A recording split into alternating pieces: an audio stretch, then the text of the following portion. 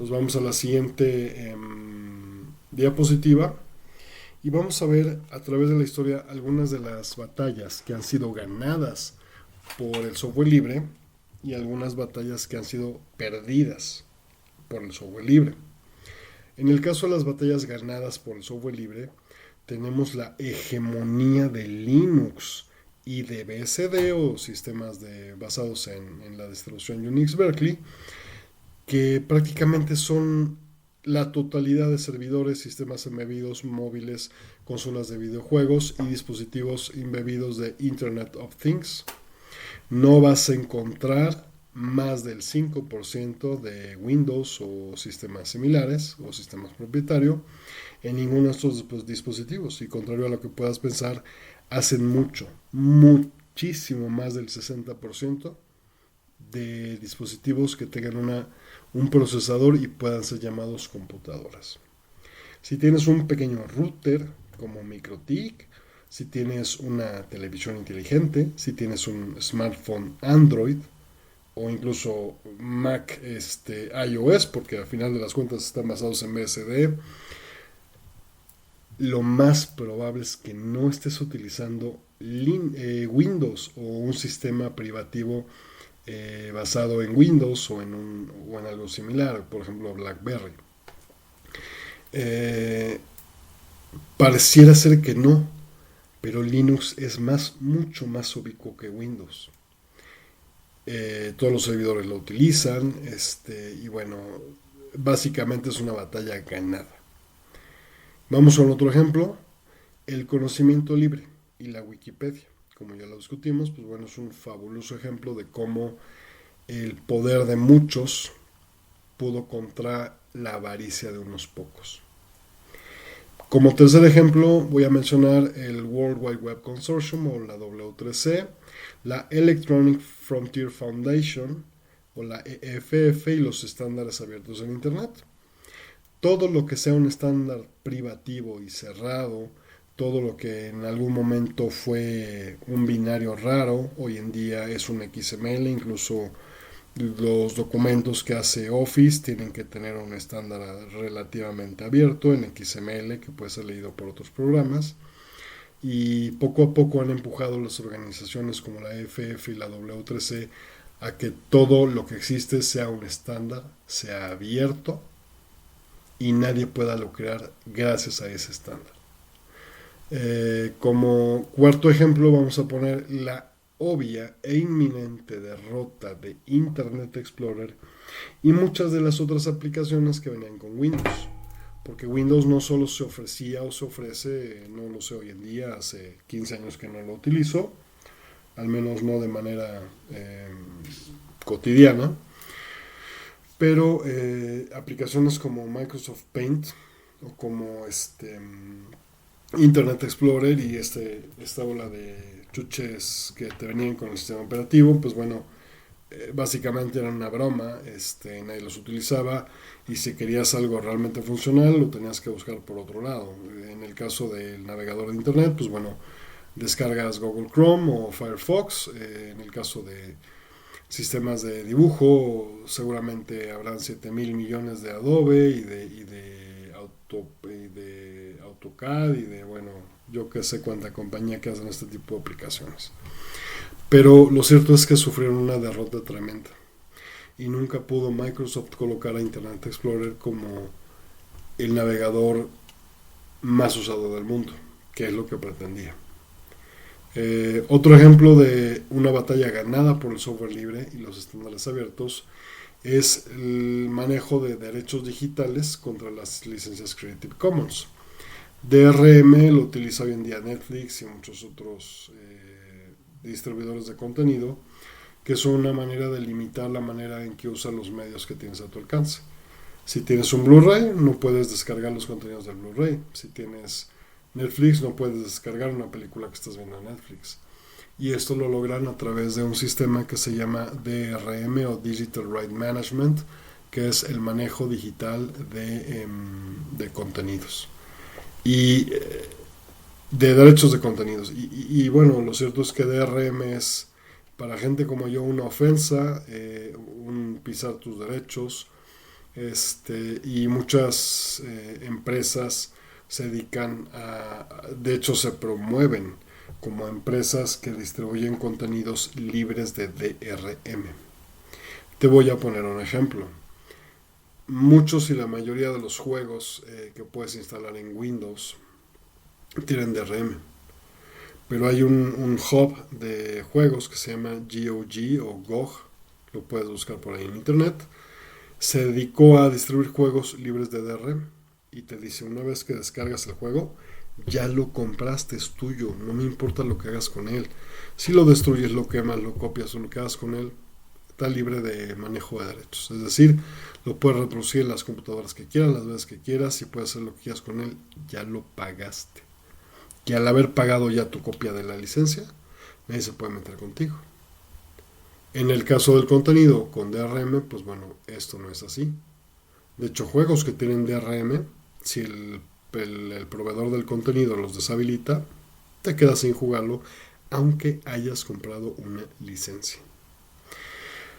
Y por último vamos a poner el caso de las redes sociales. Las redes sociales antes eran privativas en el sentido de que eran desarrolladas con software privativo y eran controladas por empresas de software privativo. Y ojo, quiero ser muy claro, en este video al menos no voy a analizar lo perjudiciales que son las redes sociales. Yo no las uso, pero no puedo cerrar el ojo y pretender que las redes sociales, en particular Facebook, no han sido un tremendo aliado del software libre. Porque si bien en mi caso, por ejemplo, no utilizo mucho Facebook, más que para el grupo de Linux en español, lo cierto es que empresas como Facebook y este cuate que parece robot que lo creó, han apoyado mucho el software libre. Han apoyado a proyectos como PHP, han creado nuevos proyectos de software libre y desde el punto de vista de un programador, poder utilizar React.js o React Native, que son librerías que creó Facebook, o directamente editar código en Atom, que Atom es competencia de Visual Studio Code, dicho sea de paso, pues es gracias al dinero que le metió Facebook y que decidió liberar como software libre para que todos lo usáramos. Entonces, las redes sociales han sido un caso muy interesante las puedes juzgar desde tres aspectos. El contenido de la red social que no depende de quien la creó. El contenido depende del loco que está subiendo su contenido y puede ser un contenido maravilloso, puede ser cosas horribles. No puedes juzgar a la red social por el contenido que tiene. No puedes pretender que sea un policía del contenido, ni mucho menos, ¿no?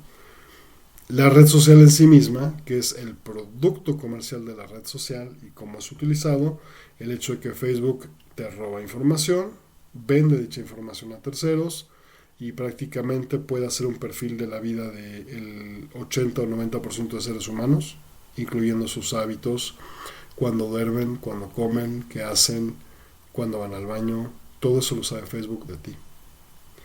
Pero esta tercera óptica desde la cual analizo Facebook es la óptica de el desarrollo. De quién lo desarrolló, con qué tecnologías y qué utilizó y cómo ha contribuido en general al mundo del software, la creación de estas redes sociales. Y honestamente ha sido fabuloso. Las redes sociales han ayudado mucho a Web 3.0, han ayudado mucho a la dispersión de aplicaciones que hoy en día son la base de todo lo que utilizas. Si utilizas WhatsApp, si utilizas G Suite, si utilizas lo que utilices, es muy probable que los productos que estés utilizando tengan detrás el origen de una red social que se basa en software libre. Y bueno, así como hay muchas batallas ganadas por el software libre, vamos a analizar algunas de las pérdidas que ha tenido el software libre a través de la historia. La primera, y la que nos hace a todos los linuxeros agachar la cabeza, es la tremenda derrota en el ámbito de la ofimática. Se tiene calculado que de existir Microsoft Office en Linux, Linux tendría más del 45% del market share de sistemas operativos. Solo con el hecho de que puedas ejecutar Microsoft Office en Linux. Ya no digo que sea software libre, ya no digo que sea la mejor versión del mundo, simple y sencillamente digo que los usuarios tengan la capacidad de abrir un maldito documento de Word y no se mueva todo cuando lo abres en un LibreOffice o en un ThinkOffice o en un WPS Office o en Google Drive o en cualquier otra suite ofimática. Microsoft Office es la barrera y el obstáculo número uno para que Linux probablemente no se convierta en el más, pero sí tenga un buen market share y tenga un buen porcentaje de acogida entre los usuarios de las computadoras de escritorio. Que si bien es una cantidad mucho menor a la suma de servidores, dispositivos embebidos, móviles, consolas de videojuegos y etcétera, lo cierto es que es una derrota tremenda y que nos duele a todos y que algún día alguien va a arreglar. En el caso del escritorio, precisamente por esta y muchas otras cosas, Linux tampoco se ha podido sentar bien. Canonical, a través de Mark Shuttleworth, hizo un intento tremendo con Ubuntu. Y todo el mundo que usa Linux, o al menos más del 70%, usan Ubuntu. Porque la mayoría de los que usan Linux lo usan porque piensan que Linux es un sistema operativo para máquinas viejas, o no tienen el dinero para pagar una licencia, o alguien se lo recomendó, pero la mayoría de usuarios de Linux no son el tipo de usuarios que puedan instalar Gentoo o Debian, configurarlo desde ceros y decir qué contento estoy. Lo cual está bien, no es una crítica.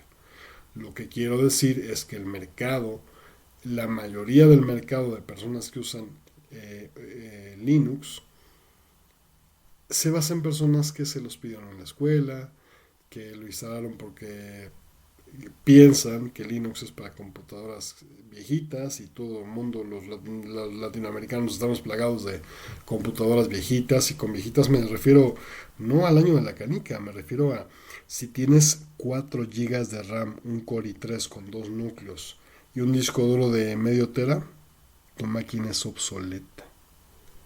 Y ya no estoy hablando de la obsolescencia programada, estoy hablando de que el puro navegador, y no por el navegador, sino por lo que tú abres en él, te va a cargar 1 GB de RAM. Y el sistema operativo otro giga de RAM. Y tener 2 GB, 4 GB de RAM, pues bueno, ya es, hoy en día es una broma. Y por esta y muchas otras razones, en realidad la hegemonía del escritorio la tiene Microsoft. Otra gran parte se debe al contrato sucio comercial que hace Microsoft con los fabricantes. Imagínate lo siguiente: tú eres Intel y le dices a Microsoft, oye Microsoft, ¿qué onda? Pues haz tu sistema compatible conmigo, ¿no? Y tus drivers que se puedan, mis drivers que se puedan correr en tu sistema. Y le dice Microsoft, sí, ¿cómo no? Pero pues haz que tu procesador solo sea compatible conmigo. O haz que tus máquinas, tus computadoras solo tengan por default Windows. Entonces el monopolio que hicieron entre los fabricantes de hardware y el fabricante de software, en este caso Microsoft, fue HP, Lenovo, casi todos, prácticamente todos los fabricantes de computadoras, le pagan a Microsoft en el sentido de publicidad, en el sentido de incluirlo por default, y Microsoft en cambio promete correr perfectamente bien en el hardware y ejecutarse perfectamente bien y meterle pues un poquito de ganitas a que todos los drivers funcionen a la primera.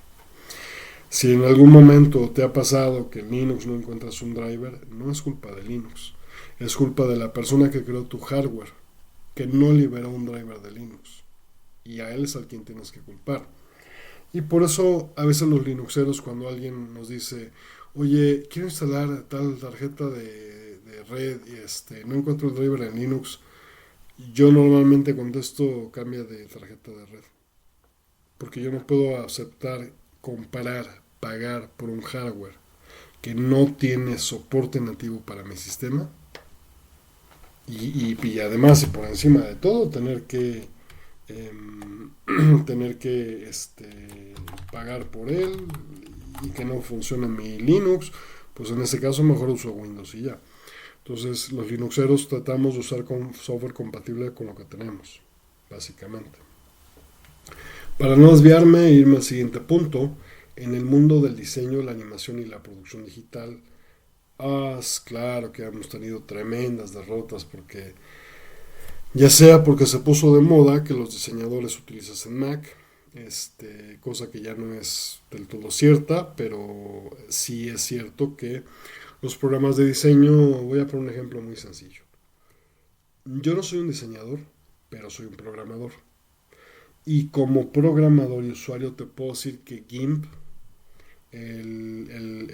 la aplicación de creación de imágenes de píxeles, no de vectores que hay, Inkscape, pero el GIMP, que es la aplicación de dibujo de Linux, no solo no le pide nada a Illustrator o a Photoshop, sino que en muchos sentidos es mejor. No podría darte especificaciones técnicas, pero sí te puedo decir que he visto que diseñadores no amateurs, sino profesionales de la industria, usan GIMP y saben y entienden que es una maravilla.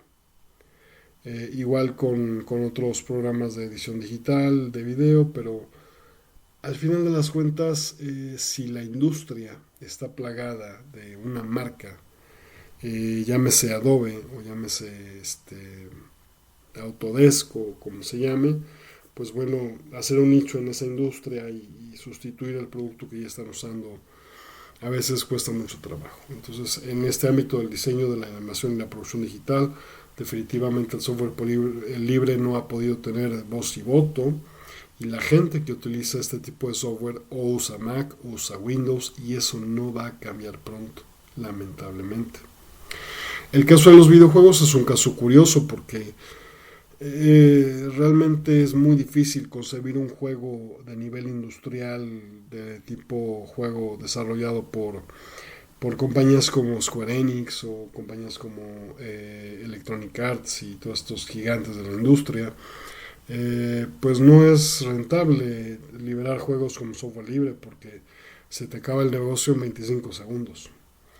Los videojuegos, entre muchos otros tipos de aplicaciones, yo considero que está más que justificado que sean software propietario. Pero bueno, esto a la gente del mundo del software libre pues nos ha dejado en un punto en el que sí creamos juegos gratuitos, sí existen muchos juegos de software libre, pero nada que yo pueda decir esto es relevante. Bien nos va si el juego puede ser ejecutado en Linux. Bien nos va. O si el juego permite una capa de compatibilidad como Wine en Linux o ejecutarse desde un emulador. Pero lo cierto es que el nicho de los videojuegos es un nicho de software propietario y eso es muy difícil que cambie. Otra batalla que hemos perdido a lo largo de la historia son los monopolios de Oracle. Oracle ha comprado todo lo existente, habido y por haber en el mundo de las bases de datos, hizo que desapareciera Lotus, hizo que desapareciera DBase, compró a MySQL Lab, que son los creadores de MySQL, y hoy en día la hegemonía de Oracle es total, monolateral y horrible. Horrible en el sentido de que qué triste que en manos de uno solo esté el poder de todas las bases de datos de todo el mundo. El creador de MySQL tuvo que hacer un fork de MySQL llamado MariaDB para combatir contra este tremendo fenómeno de monopolio. La siguiente batalla perdida, o por perder si no hacemos algo, es la posible muerte para Mozilla Foundation y para Mozilla Firefox. Todavía es una batalla que no se define, pero lamentable y realistamente la balanza se está inclinando hacia un lado que me hace ponerlo en el lado derecho donde están las pérdidas. El otro ejemplo, como ya lo mencioné, son los drivers. Y el ejemplo más famoso de pleito con drivers y con hardware es aquel famoso momento en el que Linus Torvalds se levanta el dedo y le dice a Nvidia, chingate, fuck you Nvidia, levantándoles el dedo. Ese momento es icónico y es clásico y ahorita van a ver una foto de dicho momento, pero la razón por la cual hizo eso es porque los drivers, el hardware han sido un tema de ruptura entre el mundo del software libre y los fabricantes de hardware y es tremendamente triste este tema.